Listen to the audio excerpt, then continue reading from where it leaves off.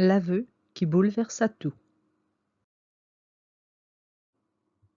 Elle ne voulait plus le voir, ne voulait plus de lui. Il l'avait perdu par sa faute. C'était mieux ainsi. Il l'aurait perdu d'une manière ou d'une autre. Elle se serait bien rendu compte qu'il n'avait rien à offrir et qu'il ne valait rien. Son existence n'était rien, ne valait rien. L'alerte d'un Akuma fut un soulagement. « Enfin !» s'exclama-t-il en sautant sur le toit d'en face. Il s'élança en direction des cris avec empressement.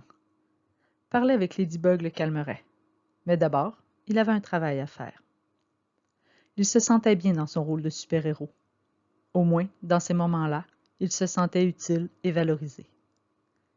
Il arriva sur les lieux en même temps que Ladybug.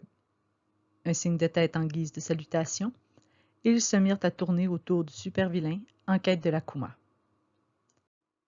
Le super-vilain était un homme en armure futuriste lançant des rayons rouges sur les gens. Au contact du rayon, les gens touchés se mettaient à avouer leurs secrets en pleine rue. L'effet était assez réussi. La moitié des résidents étaient occupés à se défendre contre l'autre moitié furieuse de leurs aveux. De plus, nos deux super-héros ne pouvaient donc risquer de se faire toucher. Fréquemment, Chat Noir encaissait les coups pendant que Ladybug échafaudait le plan. Cette fois devrait être différente. Chat Noir et Ladybug combattirent avec ardeur avant de réussir à briser le téléphone cellulaire et libérer l'Akuma. Après avoir rétabli l'ordre avec son Lucky Charm, Ladybug et Chat Noir se retrouvèrent sur leur toit favori pour faire le point. « Bien joué !» s'exclamèrent-ils d'une même voix en se frappant le poing. Ils s'assirent côte à côte pour observer les premiers rayons du soleil sur la ville. « Il perfectionne ses méthodes au fil du temps, » constata Ladybug. « S'il avait touché l'un de nous, il aurait découvert notre identité. » Chat Noir se tourna vers elle et lui murmura.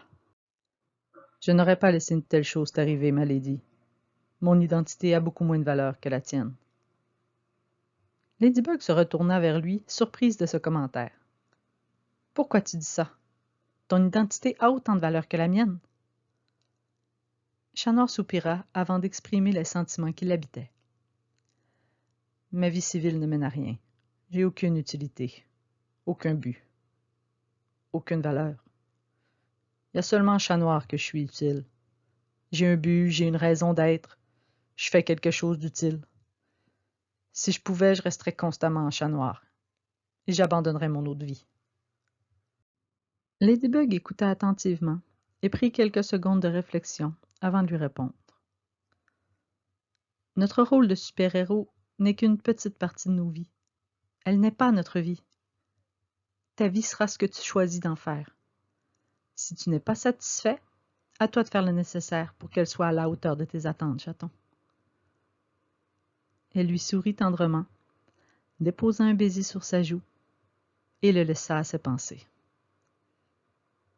Les mots de Ladybug firent leur chemin tranquillement dans le cerveau d'Adrien. Plusieurs jours durant, ses paroles vinrent le hanter, parfois moqueuses, parfois encourageantes.